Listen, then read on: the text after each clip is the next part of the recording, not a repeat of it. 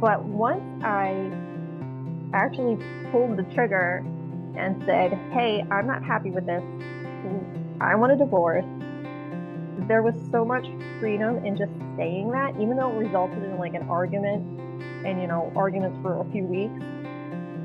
There was just so much freedom and so much weight was lifted off that's when I finally feel like my confidence started to like build up a little bit. They say when a baby is born, so is a mother. But while you are there to help your baby grow into the person he or she is meant to be, who is there to help you? Many women feel lost and alone when they become mothers, wondering, who am I now? Sometimes it feels like the transformation from woman to mother is as radical as a caterpillar's transformation into a butterfly. Did you know that inside the chrysalis, the caterpillar literally turns into goop before it rearranges itself into a butterfly? This podcast is about the goop, what soul transformation looks like as you transition from being a woman to a mom. Your baby's growth matters, but yours does too. You're not alone. I'm your host, Brittany Ming. Welcome to the Motherhood Metamorphosis. Welcome, everyone, to this episode of the Motherhood Metamorphosis. I'm your host, Brittany Ming, and we are talking to Amy Cirksena.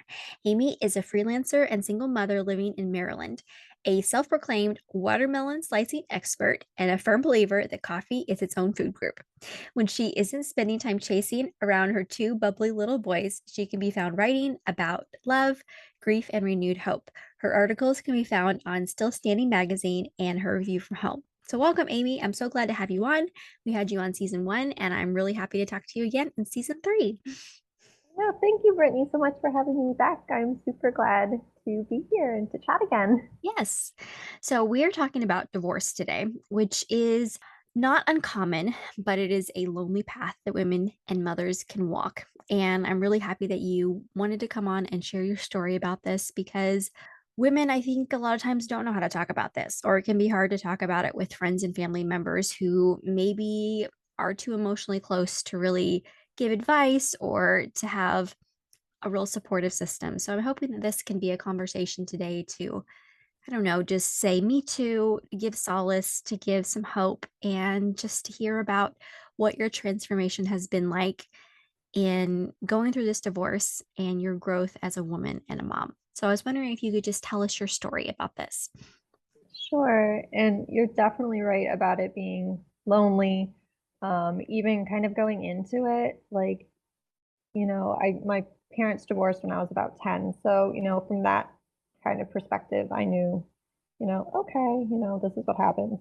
But, going through it as an adult, being the one who's actually going through the divorce, there are just points where it's just like, wow, this is too much. I don't know what is going on. I don't know who to turn to. Because you're right, people sometimes are too close.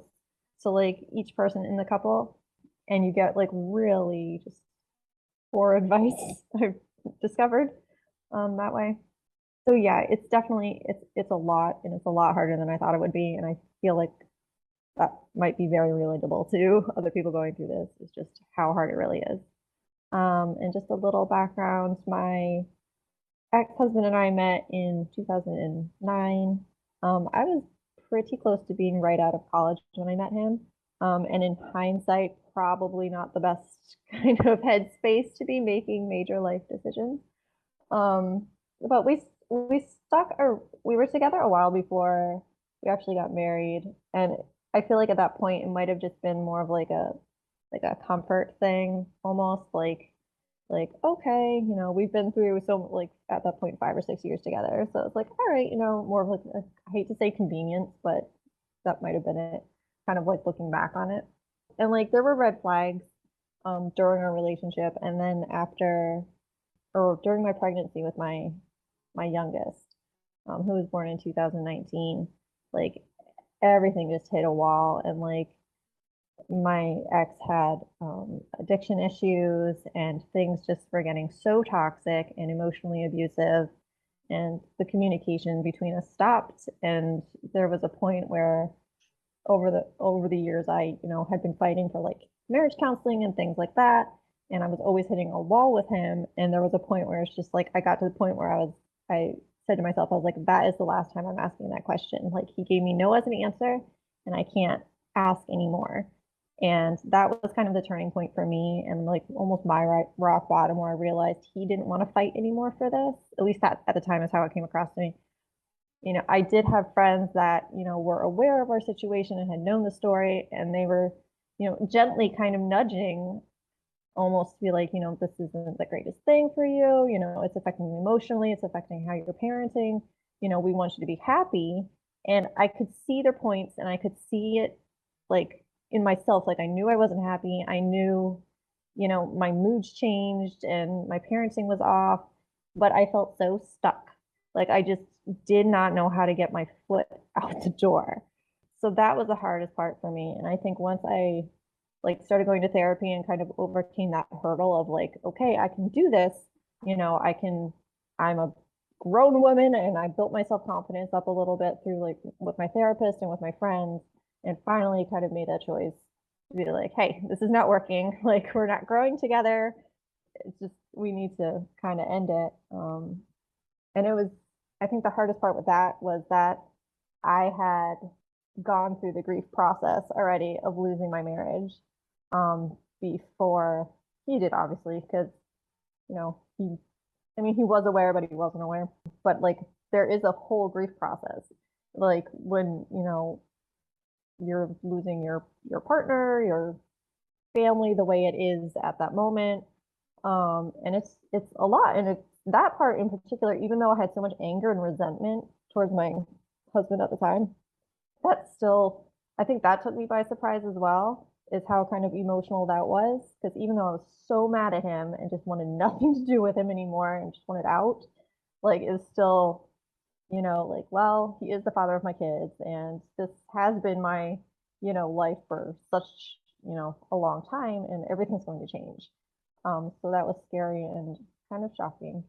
Um, but and then of course he had to go through his grief process, and you're on, so it makes it challenging, and it's weird because sometimes when you're like, and this is more on his end than in my end, like I was still his emotional person. Like he wanted me to be that emotional support, and I'm like, I can't do this anymore. Like it didn't. It's so there was a lot of just like when you're not meshing in a marriage, and then you're like not meshing when you're separating either, but you still kind of have to come together. It's very strange and very confusing. So, how has this been like as you are rethinking this new life for yourself? Like, how has that affected your motherhood relationship with your kids and what co parenting looks like now? It has been a lot of up and down, I think. Initially, there was like, I felt a lot of freedom, but at the same time, because like you finally are like, okay, we're gonna get divorced, and there's just like, it's like freedom all of a sudden. But for us, like, there was still this, like, oh gosh, probably 8 or 9 month gap where we did not have paperwork signed and we didn't have like custody stuff situated or a settlement or anything. So we felt like we were in limbo. And like the kids were bebopping around. We were trying to work out a schedule while, still being emotionally charged. And it was just a kind of a nightmare. I'm not gonna lie, it was a nightmare. My biggest thing for the kids was trying to keep things stable. And because they're younger, so one's 5, one's almost 3. The problem with their ages is they're very observant, and you can only kind of explain so much of what's going on like an age appropriate level. But they see and hear everything. So no matter what we did, there was always questions from our older one, and just the confusion, especially during when my ex had moved out of our family home and into his own space. There was a lot of confusion with the kids there. Like they didn't understand why daddy wasn't here anymore. So my biggest thing had always been kind of like stability for them.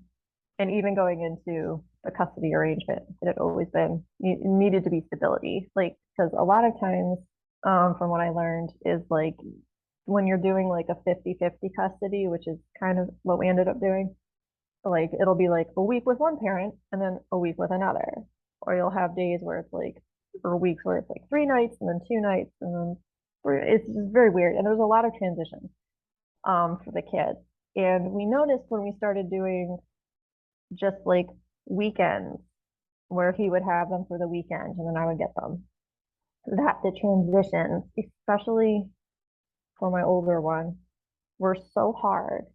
And I would get them back and they would just be angry and miserable. My older one started just, almost like I had to talk to his pediatrician at one point because I was like, I don't know what to do. He keeps reverting back to like baby behavior and he's like, he wants to be a baby. So we had to get advice on how to deal with that. And his anxiety started getting ramped up. And he's kind of an anxious kid to start with. And then he would get mad at my ex-husband. He would just scream and be awful and nasty. So I'm like, there has to be some stability here. So, in the plan, it was always, kids first, kids first, kids first, regardless of everything else. And I think the biggest challenge with just getting my ex on the same page was that he still kind of saw things as a win or loser situation, where he's like, you win, and I'm like, it's not winning. We need to like it's, you know, how many days a week are do you want the kids in a row in a block? Like, do you want them during the day? So it became like a win or loser situation. And co-parenting is just, it's weird. It really is weird. I think it's one of those things that seems very easy on paper, but in reality, it's so much harder than that because in my experience, and I obviously cannot speak for the entire divorce population, we are two people that did not communicate well in our marriage, to begin with. And so now we're almost being forced, kind of, by the court system essentially, to communicate and be civil and work things out after our marriage, like after we're split. And I keep thinking back because like when my parents got divorced, obviously they had signed papers, there was a thing, but there were no cell phones, there was no apps, there was no FaceTiming, and you drop the kids off and if we called and to check in and then you pick the kids up. And now it's like, well, you have to check in on the app and you have to, have the calendar on the app set up. And it's just, it's almost still feels like you're so connected to the other person that you don't want to be connected to, that it gets very muddled sometimes. So that has definitely been challenging. But I think I can definitely sense like my growth as a person and my confidence is, gone up a ton. Yeah, let's talk about that. Like, I know we use the metaphor all the time on the podcast about going through the goop, like going through like those transformational processes. So I love to hear about your growth as a woman, like going through this really transformational, dark time, like a really challenging time in your personal life and with your motherhood, because that's really hard. So please, like, tell us about specific instances where you've seen yourself grow or like where your confidence has skyrocketed or whatever else that you would love to share with us.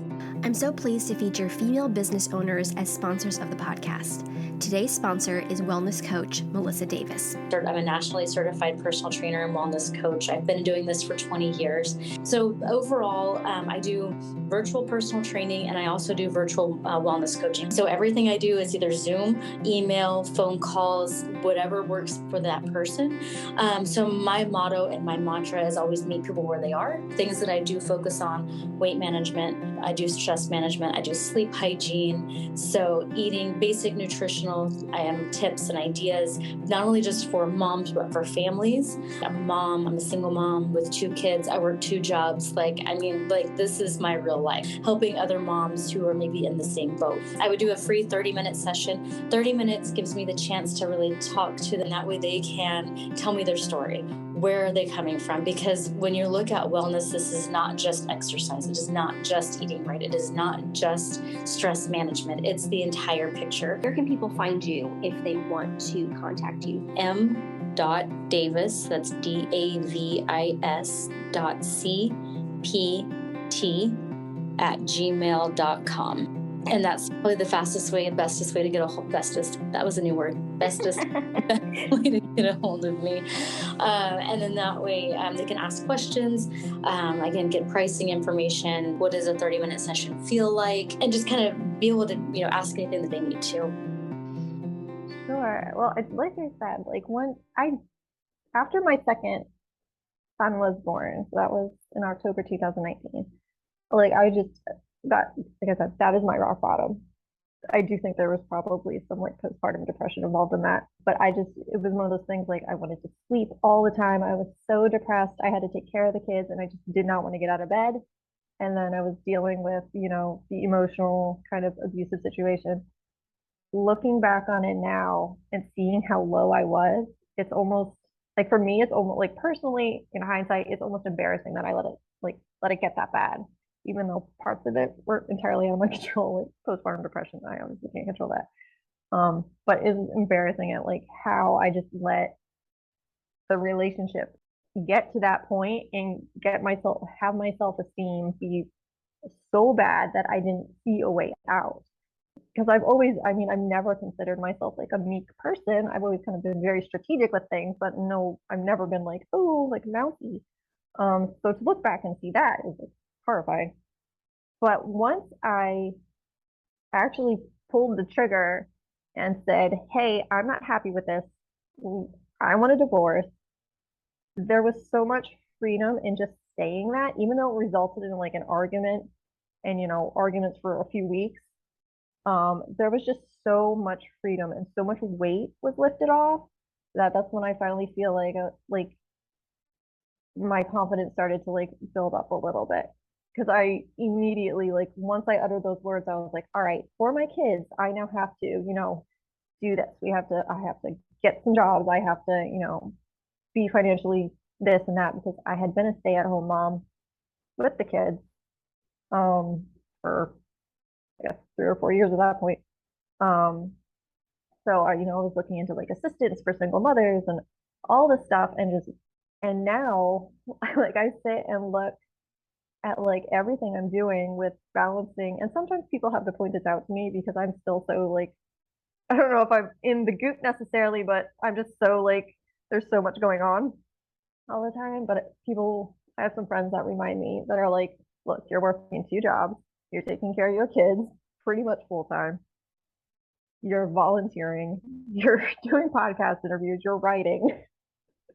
It's like you're doing awesome. You're doing it by yourself.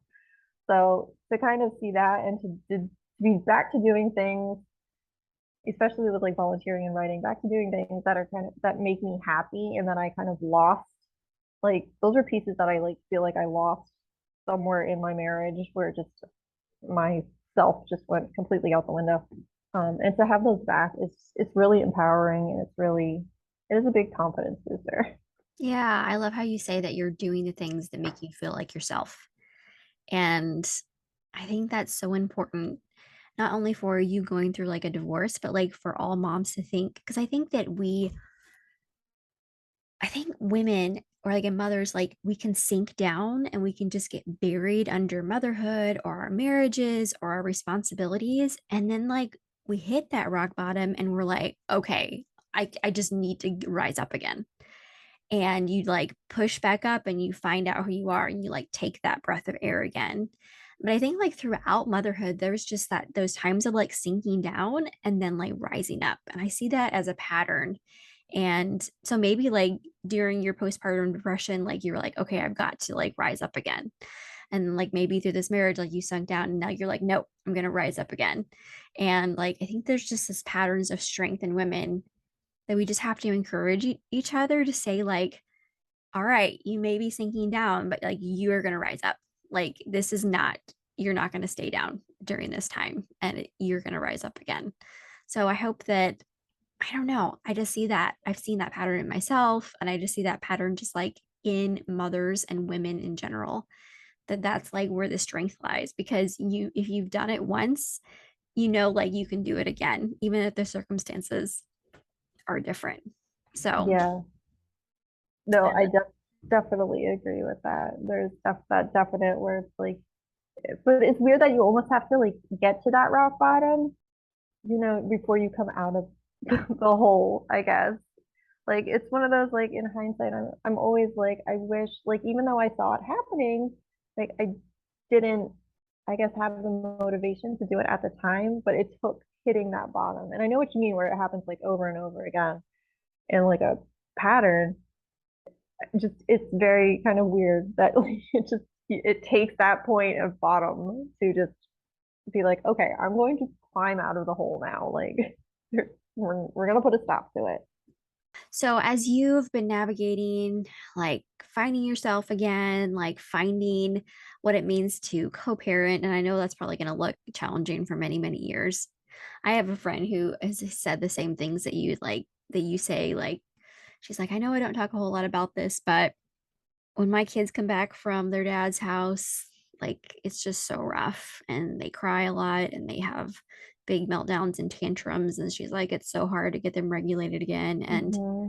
so I know that that's when I hear your story and I hear her story, I know it's so challenging. Like it's a big part that I think that people don't talk about is it's not just go to dad's house and go to mom's house and everything's fine. It's a lot and it provides a lot of extra challenges for It is, parents. yes, it is definitely providing challenges that I wasn't expecting. And again, and I think it's because I was a little bit older when my parents got divorced, that maybe I just understood it more and never really, was bothered by it. But so it was definitely one of those things. And both my kids, the older one was not the one I expected to be having trouble with. I had always, was like, if there's going to be issues, it's probably going to be the little one. But yeah, I had not even, I don't want to say it didn't cross my mind because I assumed like there would be, in the beginning, there would be some kind of confusion and maybe like a little issue here and there. But just, yeah, the meltdowns and the anger and the inability to listen to anything um, gets tossed out the door the second they come back, I feel like. And I know it's hard. And despite best efforts, again, this goes into like how, I guess, great co-parents are co-parenting because I'm not one set like with a rigid routine, but there are certain points in the day that we hit as far as like, meal times and bedtimes. And when they're with their dad, it's totally different. Bedtime's like 2 hours later. And so just that in itself, their sleep patterns being kind of wonky, I know impacts it a lot as well. But it was one of those like when I was going to the pediatrician, I was like, we're having some trouble when they like just their attitudes. And she's like, oh, the transition. I'm like, wait, that's a thing? Like it just and then I got into onto one of the support groups, like online support groups, and I typed in a question. I was like, "What's this transition issue? Is anyone else having this?" And then the responses are like, "Oh yeah, my kids and all these ages," and I'm just like, "Why are we not mentioning this? This should be a warning sign somewhere." Like, Yeah. dear co-parents, Yeah. please beware. It's like the kids are in their own goop. Like they're like dissolving and their world's dissolving and they're transforming into something new. And that's rough. It It's just hard. it is just hard, and I feel and like being a kid. I mean, you're obviously growing so much all the time and learning new things and having to deal with all these like your own like their own little stressors and their own sensory things and then to have so much trouble just kind of like communicating and that 3 and 5 it's it's those ages where it's like they know obviously the emotions but they can't necessarily put words to them or fully explain how they're feeling so it's just like whew, it just is truly a lot and I It feel is a for lot. them. Yeah.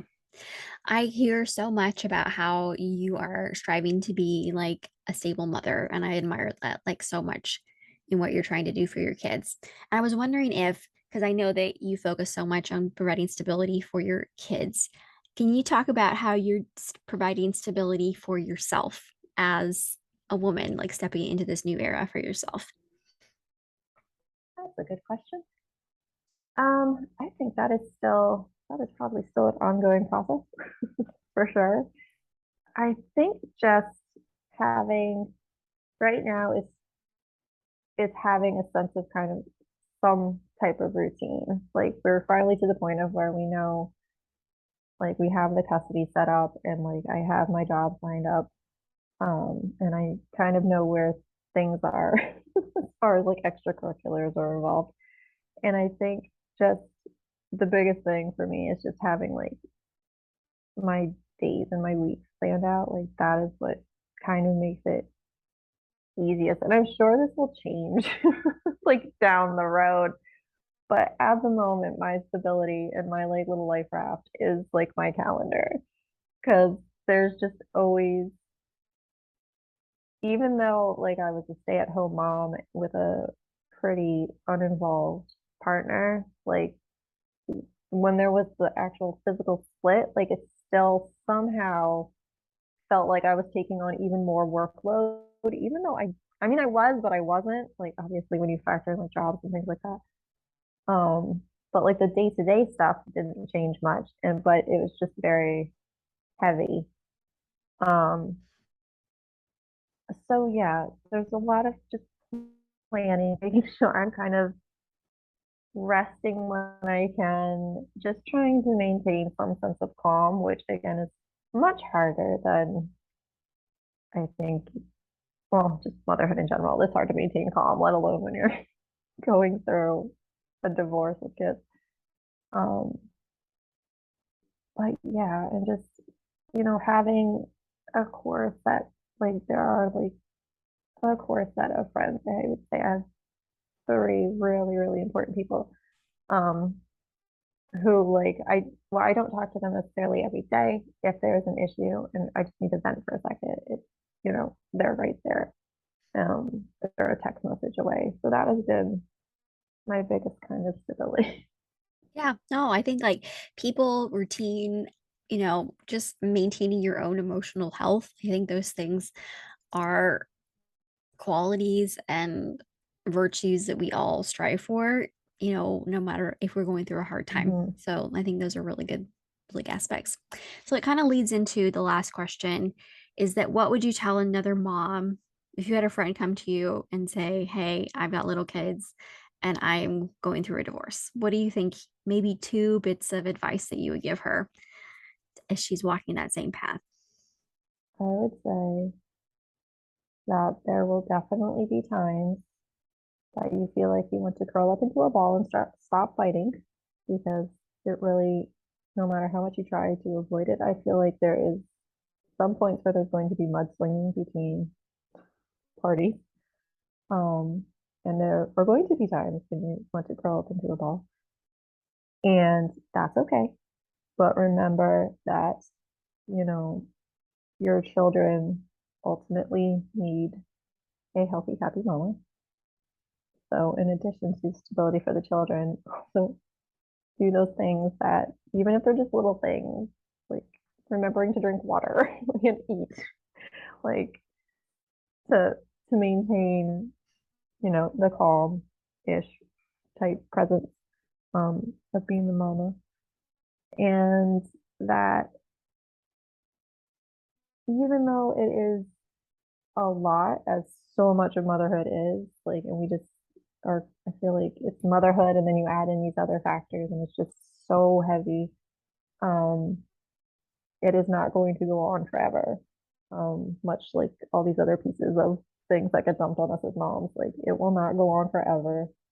And there will be a light at the end of the tunnel, and you are going to get there, and you are going to find that confidence, and you are going to love yourself for making the step to your happiness. Yeah, I love that. That's really good. Good encouragement. Well, to end our time, I have some rapid fire questions, and they're some of them are the same from this last time we talked, but a lot of them are different. So I'm anxious to hear your answers on this. So, Oh are boy, you ready for this? I am ready. Okay. Which Disney princess would you want to take out to coffee? And I don't remember what you said last time, but maybe you have another princess that you'd want to take out to coffee. I think last time I said Rapunzel. And I still, you know what? I'm still gonna go with her. She's so feisty and sassy. I know you always find things to talk about with her. I feel like you just wouldn't run out of things to talk about.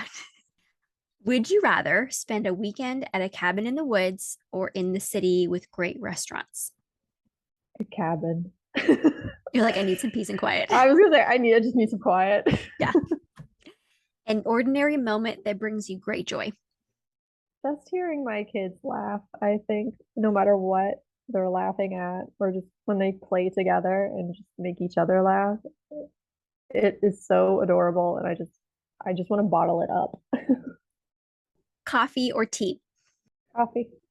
Last show you binged and loved. It was on Netflix. I want to say it was like Love on the Spectrum. Oh, I watched some of those. That's really Did good. you? I loved it. I thought I was so, I don't know, I just loved it. It seems so pure and wholesome. Yeah, I like that's a really good show. I like it. All right, go-to book, fiction or nonfiction? Probably nonfiction. When you were 5 years old, what did you want to be when you grew up? I wanted to be a veterinarian, and I also wanted to be a fashion designer. Nice. You can design the like those little outfits for dogs at Design Halloween. the outfit. That's great. Hey, that is somebody's job. I mean, they're like living the dream. You're probably making some really good money. Yeah. What are you looking forward to? Oh, fall and autumn and pumpkin spice. I am that person who's like ready for pumpkins and leaves and pumpkin Cooler spice weather. flavored and cooler weather sweaters and stuff like that. Yes, we're recording this in August and I'm sweltering and in the Yes. humidity. So We're yes. both, like, Yeah. melting. Hopefully by the time this airs, it will be cooler and we can just be like, ah, we finally made it. Exactly. I'm gonna go get my mug and just pretend soon. Yes. All right, last Yeah. one. Finish this sentence. Motherhood is. Super stereotypical answer. It's just amazing. Like it's never a dull moment. It's challenging, but it is totally, totally worth it. Like, I would not change it. Where can we find you online? You can find me on Instagram at Amy_Cirksena, and you spell that Cirksena. All right, I'll share that in our show notes and everybody can look you up. Thanks, Amy. I really appreciate your honesty and just talking about this. I really hope that it encourages women who are walking this path, or maybe they have a friend who's walking it and they can give them insight into ways to be understanding and encouraging during that time. Thank you so much for having me and letting me chat about it. Thank you so much for listening to this episode of the Motherhood Metamorphosis. If you've enjoyed this episode, please hit the thumbs up and subscribe to this channel so you never miss an episode. Next, tell your friends. Podcasts are a slow growth type of social media, so promo works best when it's from person to person. If you know another mom who's in the goop right now, send her a text of encouragement and the link to the episode that is speaking to your heart right now. If you have a story about your own matrescence, the physical, emotional, hormonal, and social transition that occurs when someone becomes a mother, please leave a comment below. I want this channel to be a place where women can build community about the challenges and joys of their own motherhood metamorphosis. Thank you so much for listening today. I hope it encouraged you and gave you some good food for thought. If you ever have any questions, comments, or you'd like to reach out to me personally, you can email me at brittanyaming@gmail.com.